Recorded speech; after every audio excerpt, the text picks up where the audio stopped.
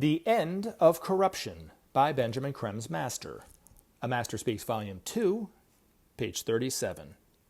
More and more the nations are beginning to recognize, to take seriously, and to deal with an age-old problem, namely corruption. In some parts of the world, corruption has been a way of life for centuries. This has benefited the few, of course, at the expense of the many. For untold ages, corrupt leaders and powerful politicians have waxed rich on the taxes imposed on their subjects and citizens.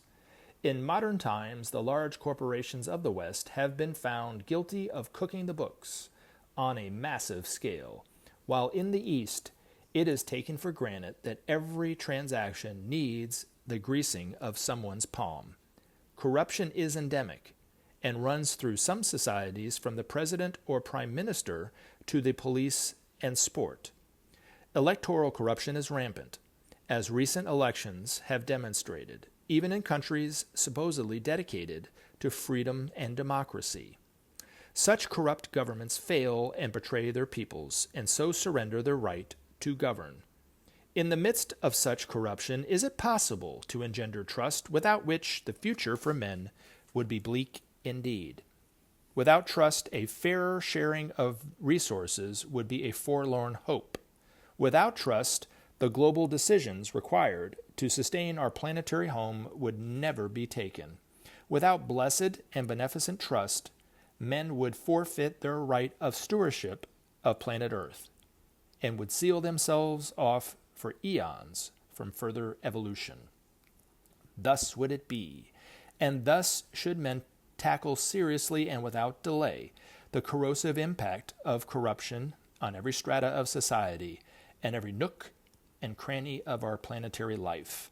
To help men do this, you may be sure that Maitreya will be at pains to demonstrate to men the eroding effect of corruption in all its many manifestations. He will show that if men would become the gods they essentially are, they must abandon the old ways of deceit and subterfuge. To tackle the serious environmental problems, he will explain, men must work together in trust. Without trust, Maitreya will emphasize, little can be done. So steeped in corruption themselves are the leaders of the nations that they trust no one.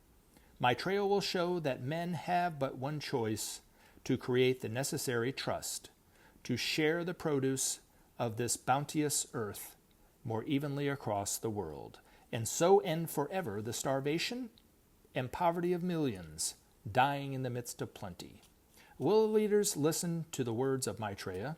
For the most part, possibly no, not at first.